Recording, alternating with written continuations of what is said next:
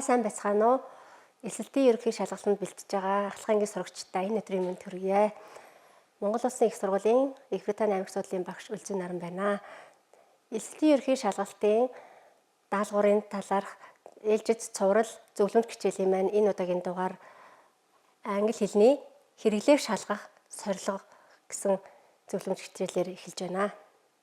2026 оны эсэлтийн шалгалтын англи хэлний хураангуй блупринтийг харъя. За хэлний хэрэглээ болохоор танин мэдхийн төвшөнд сэргээн санах 6, ойлгох 7, хэрэглэх 3, задлан шинжлэх 3 гэд нийт 19 даалгавар буюу нийт эсэлтийн ерөнхий шалгалтын даалгаврын хамгийн өндөр хувийг эзэлсэн хэсэг байна. За өнөөдрийн агуулга нь phrasal verb буюу хэл зүгийн хэрэглээ, conjunction буюу холбоос үг. Тэр дотроо цаг хугацаа илэрхийлсэн, мөн учир шалтгаан заасан холбоос үгийн талаар ярилцах болно. За англи хэлний phrasal verb гэж юу вэ гэдгийг хэдүүлээ сэргээн саная.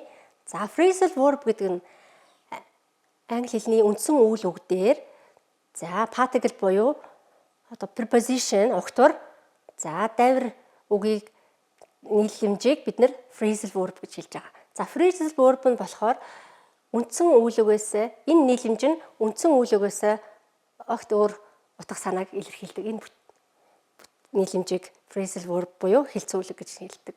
За жишээлбэл за give гэдэг үг маань үндсэн үйл үг. За give дээр up гэдэг огтур үгийг залангууд энэ хоёрын нийлэмж нь stop trying буюу ямар нэгэн зүйлийг хийхэ болох гэдэг утгыг илэрхийлж байна. Угтаа бол give гэдэг үг маань өгөх гэдэг үндсэн утгатай байсан бол араасаа up preposition-ыг аваад өөр утга илэрхийлж байна. Жишээлбэл I gave up playing video games before exam. За шалгалтын өмнө видео тоглоом болсон. Тоглохоо боллоо гэсэн үг хэлбэрлэж. За look after. Look-ийн үндсэн утга нь бол харах. За look-ийн араас after гэд угтур залгачаар энэ нийлэмж нь асрах, халамжлах гэсэн утга илэрхийлж байна. She looks after her little brother. Тэр бяцхан дүүгээ хардаг. За 3 дахь жишээг харъя. Run into. Run үндсэн утга нь болохоор гүйх. За run-ийн араас into гэдэг угтуурыг нэмснээр энэ хоёр нийлэмж нь санаандгүй тааралдах гэсэн утгыг илэрхийлж байна. We ran into our teacher at the mall.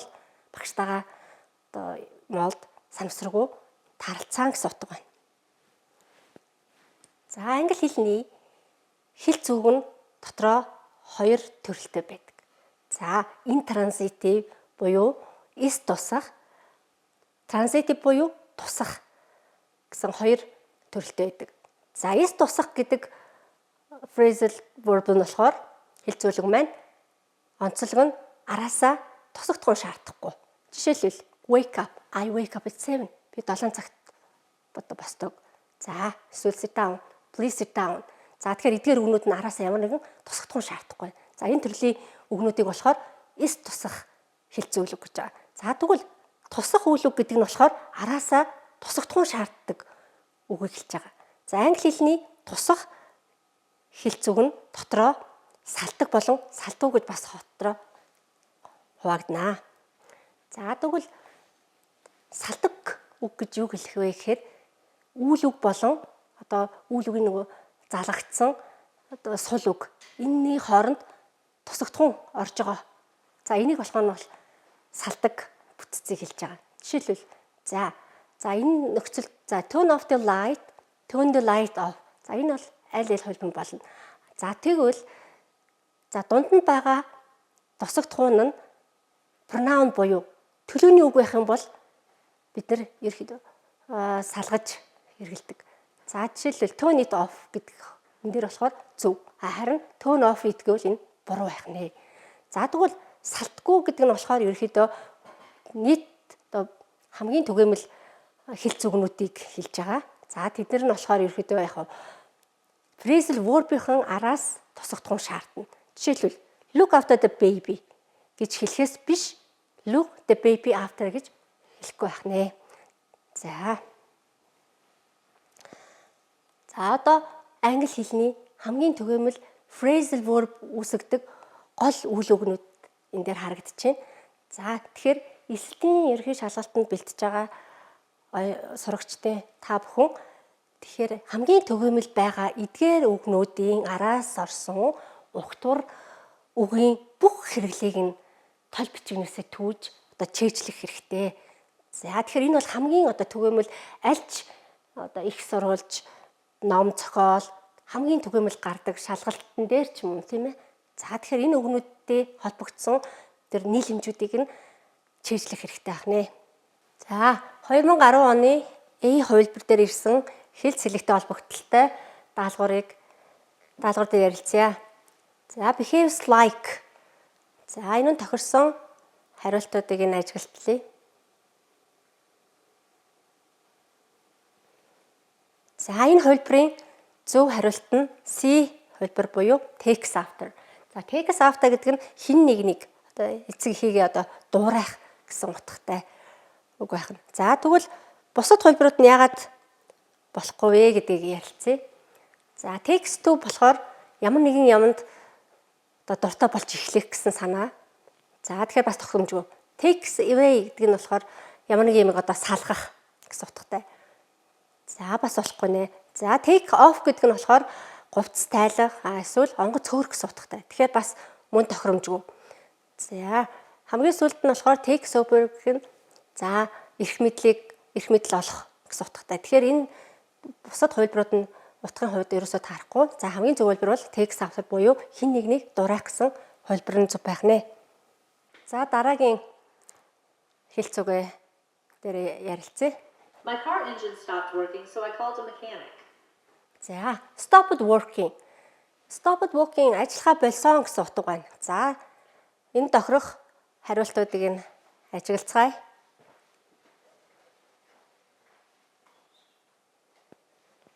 За энэ жишээний зөв хариулт нь A буюу broke down гэсэн хувилбар байна.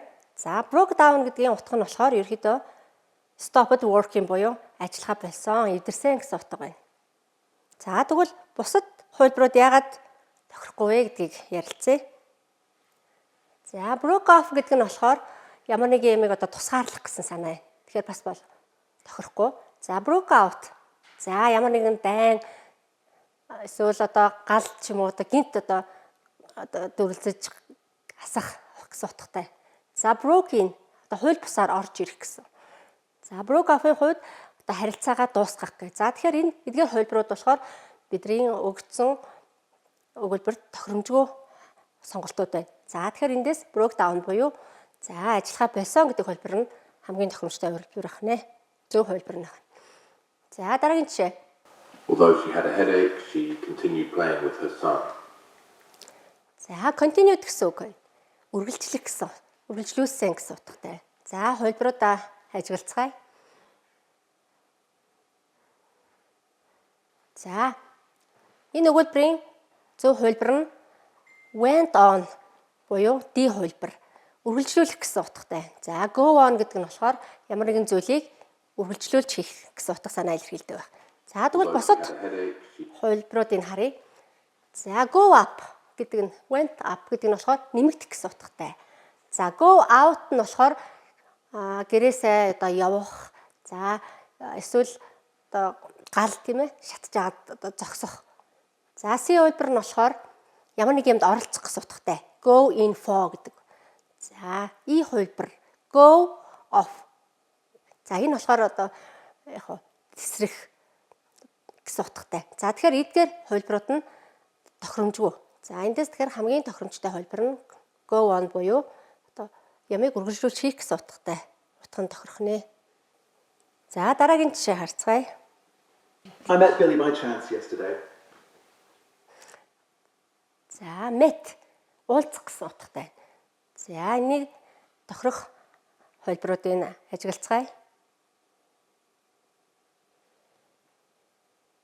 За тэгэхээр зөв хувилбар нь run into буюу C хувилбар байна. За run into гэдэг нь болохоор одоо санамсаргүй уулзах гэсэн утгатай. За тэгэхээр би Билитэй өчигдөр санамсаргүй уулзсан гэсэн өгүүлбэр байгаа. За тэгвэл бусад хувилбарууд нь яагаад тохиромжгүй вэ гэдгийг ажиглацгаая.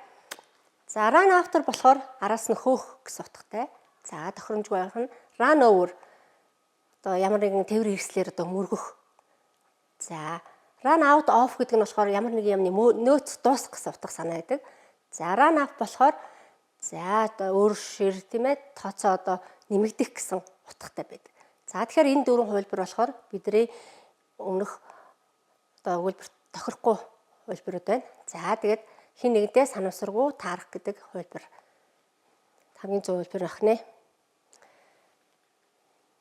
За дараагийн жишээ гаръя. As I was cleaning my attic, I found an old photograph of my grandmother. За found гэдэг нь болохоор found an old photograph тийм ээ of my grandmother. Эмээгийн хуучин зургийг олсон гэсэн утгатай байна тийм ээ. Одоо гэрээ зэрлэж байгаа. За тэгэхээр санамсаргүй таарах гэдэг тохирсон хувилбаруудыг ажиглацгаая.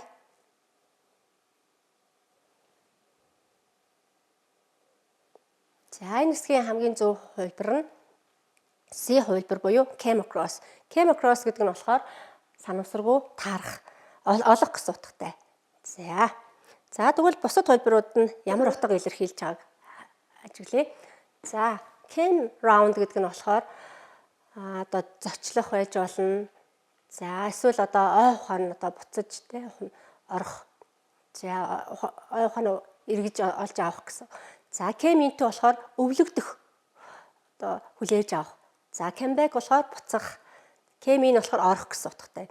За тэгэхээр сая бол эмээгийнхэн зургийг санамсаргүй олсон гэсэн учраас came across гэдэг хувилбар нь хамгийн зөв хувилбар ах нэ. За дараагийн жишээ харъя. I can't do any more sit-ups. I've got no more energy.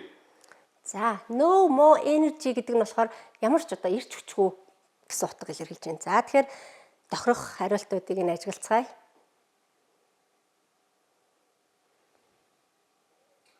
За тэгэхээр энэ хувилбарын зөв хариулт нь болохоор A хувилбар буюу run out of дуусах. За тэгэхээр энэ хүн одоо юу ч хийж чадахгүй нэ тийм ээ. Одоо өшөө сууч хийж чадахгүй нэ. Ямар ч ирч хүч алгаа гэсэн утгатай.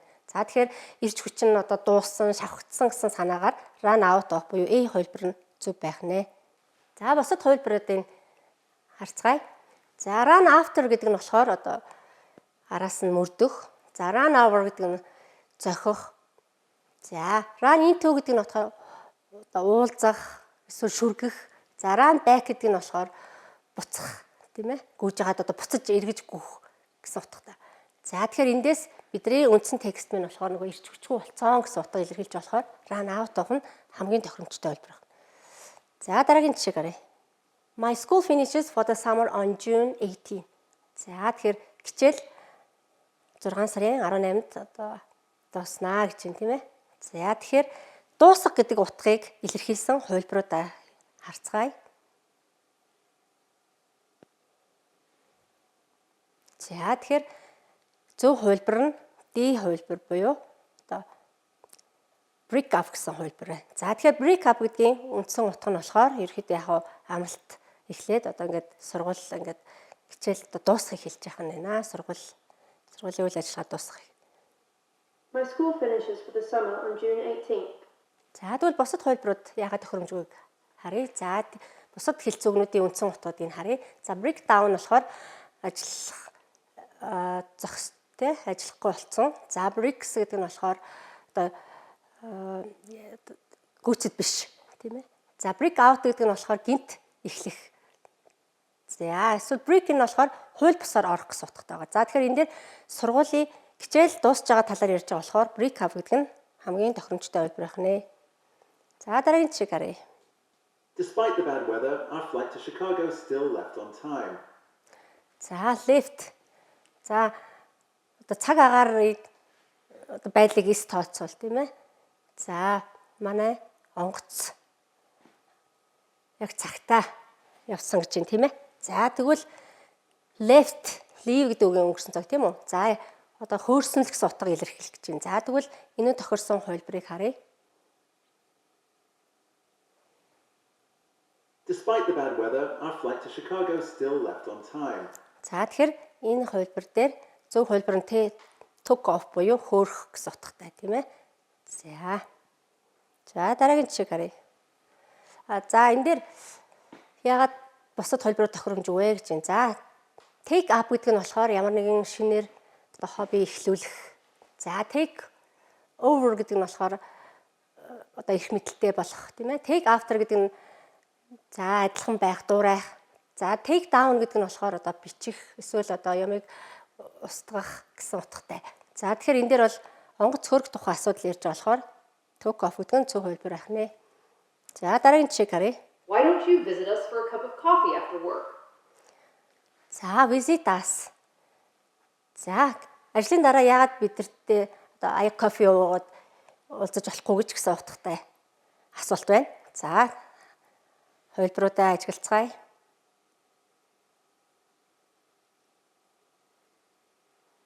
За энэ хэсгийн зөв хариулт нь болохоор хүнтэй уулзах одоо зочлох гэсэн утгыг болохоор come over буюу C хувилбар илэрхийлж байна. За бусад хариултыг нь утгыг нь ярилцъя.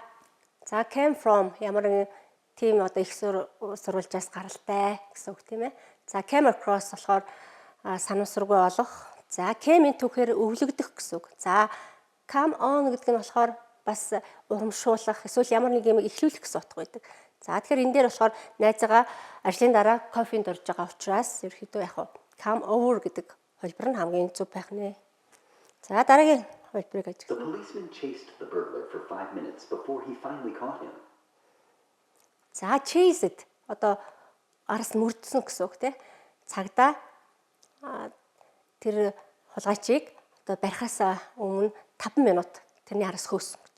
За тэгэхээр тэр хөөх гэсэн утгатай тохирох хариултыг нь ажиглацгаая.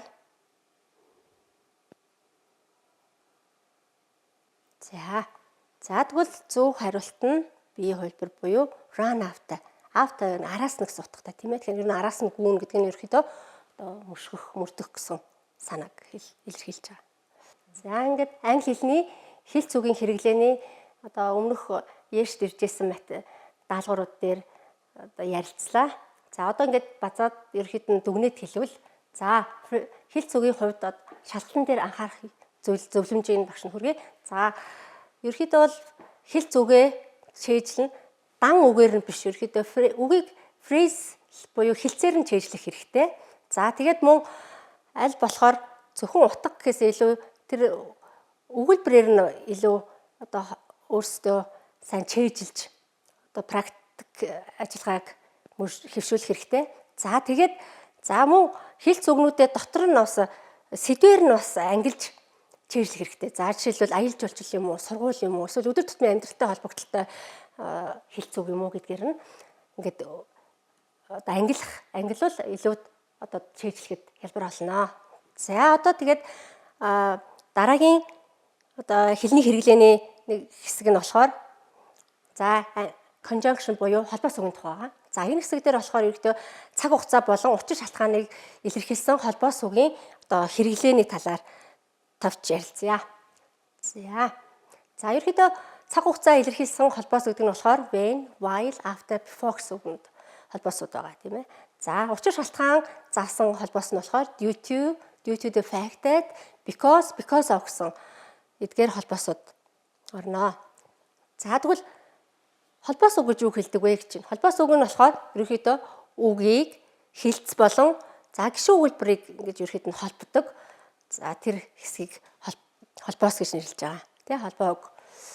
За ерөөхдөө цаг хугацаа илэрхийлсэн холбоос үг нь болохоор ямар нэгэн зүйл хизээ болсон бэ гэдгийг илэрхийлж байдаг. За тэгвэл англи хэлний хамгийн одоо нийтлэг холбоосуудыг нь харцгаая. За when. За when гэдэг нь ер нь ямар нэгэн зүйл одоо болохыг тийм ээ.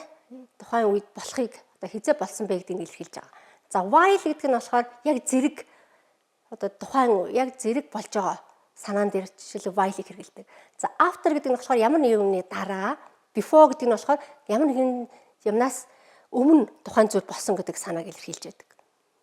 За тэгэхээр while гэдэг нь ерөөхдөө хоёр зүйл нэг зэрэг болж байгааг илэрхийлэхэд хэрэглэгддэг бол за before, after гэдэг нь болохоор үйл явдлын дарааллыг илэрхийлэхэд хэрэглэгддэг байна. За тэгээд жишээн дээр харцгаая. За when I finish my homework, I usually watch a movie. За гэрийн даалгавраа дуусах үедээ одоо кино үздэг. Ер нь кино үздэг гэж байна тийм үү? Одоо гэрийн даалгавраа дуусгаад кино үздэг. За тэгвэл while the teacher was explaining the lesson, students were taking notes. Багш хичээл тайлбарлаж байхад зур оюутнууд тэмдэглэл хөтөлж исэн. За тэгэхээр while бол хоёр зүйл зэрэг болж байгаа нөхцөлд хэрэгэлдэг. Тэгэхээр багш хичээлээ зааж гин оюутнууд ч яг тэмдэглэлээ хөтөлж гин. За энэ тохиолдолд while хэрэгэлдэг. За after-ийн хувьд болохоор after we completed the science experiment, we wrote report about it. За тэгэхээр эхлээд шинжлэх ухааны туршилт дуусны дараа бид нэр яхан энэ талаараа одоо тайлан бичсэн гэж байна тийм үү. За before болохоор before the exam starts, students should review their notes carefully. За тэгэхээр шалгалт эхлэхээс өмнө оюутнууд одоо тэмдэглэлээ сайтар одоо харах хэрэгтэй гэж байна тийм ээ. За тэгэхээр before гэдэг нь тухайн нэгэн зүйлээс өмнө гэсэн санааг илэрхийлж байдаг. За тэгэхээр тэр үйл явдлуудын тэр яг өмнө болсон юм уу, дараа нь болсон юм уу, эсвэл яг зэрэг болж байгаа юм уу, эсвэл яг тэр дуусаад гэдэг санааг илэрхийлж гэнэ гэдгээ сайн тестэн дээрээ анхаарах хэрэгтэй байх нэ. За дараагийн хэсэг нь болохоор учир шалтгаан заасан холбоос үг байна. За учир шалтгаан болохоор яагаад тэр зүйл ингээд одоо тохиолдсон юм бэ? Ямар учир шалтгааны улмаас гэдгийг тайлбарлаж байдаг. За англи хэлний хамгийн түгээмэл учир шалтгаан заасан холбоос нь бол because of, due to the fact гэдэг. За энэ дөрвдөр жишээлж ярэ. За тэгэхээр because бол ерөөхдөө бол дандаа хамгийн нийтлэг байдаг. За тэгтээ because-ийн нэг онцлог нь болохоор араас нь заавалжгүй бүтэн одоо гişүн өгүүлбэр араас нь явах хэрэгтэй байдаг. А гэтэл because of-ийн хувьд болохоор араас нь нэр үг дагдаг. Зөвхөн нэр үг л явна. Тийм үү? За due to болохоор илүү албан хэрэглээнд хэрэглэгддэг. За тэгээд араасаа бол яг заалжгүй нэр үг шаарддаг. За due to the fact гэдэг бүтцийн хувьд болохоор маш албан хэрэглээнд хэрэглэгдэнэ. За тэгээ араас нь болохоор clause буюу гишүүн өгүүлбэр араас нь залгадаг. За хэдүүлээ жишээн дээр харж ярилцъя. I stayed home because I was sick. За гэртээ үлдсэн. Яагаад гэвэл би өвчтэй байсан. Тэгэхээр би өвчтэй байсан учраас гэртээ үлдсэн гэхээр одоо because-ийн араас I was sick гэдэг нь тэр чигээрээ яг clause байна тийм үү? Гишүүн өгүүлбэр. За тэгвэл the game was cancelled because of the rain. За одоо тоглоом борооны улмаас одоо цуцлагдсан гэж байна тийм үү тоглолт. За тэгэхээр because of-ийн араас яг нэр үг орж байна. За тэгээ because of тэрний улмаас яг цуцлагдсан. За 3 дахь жишээг нь харъя. За due to-гийн жишээ байна. За due to-гийн араас болохоор яг нэр үг орно гэсэн. За жишээг нь харъя. The flight was delayed due to the bad weather. Цаг агаар муу байсны улмаас тийм ээ онгоц одоо хойшлогдсон гэж байна. За тэгвэл 4 дахь жишээ. Одоо due to the fact-ийн жишээг харъя. So the project was successful due to the fact that everyone worked hard. За хүн болгон одоо шаргуу хөдөлмөрлснээ үндснээс тийм улмаас үндсэн дээр бидний төсөл маань амжилттай боллоо гэж. За тэгэхээр due to fact-ийн араас бол заавалчгүй гишүүн өгүүлбэр орох учраас за энэ бүтцийг сайн анхаарал таваарай. Everyone subject verb. За тэгэхээр subject verb бүхэл бүтэн clause орж байна. За тэгээд ерөөхдөө гол ялгааг энэ хүснэгтэн дээр багш нь харуулъя. За тэгэхээр conjunction. За because-ийн хувьд болохоор subject verb гэсэн бүтц байх ёстой. За because-ийн араас нэр үг, due to-гийн араас бас нэр үг авах ёстой. Due to the fact-ийн араас за subject verb буюу өгүүлбэр орох ёстой. За тэгэхээр энийг шалгалтын дээр сайн анхаарах нь байна. За өнөөдрийн англи хэлний илшилтэй ерөнхий шалгалтанд зориулсан за хэлний хэрэглээний сорилыг зөвлөмж хичээл нь өгөр өндөрлж байна. За шалгалтандаа бэлтэж байгаа ахлах ангийн сурагчтай амжилт хүсье. Анхаарал хандуулсанд баярлалаа.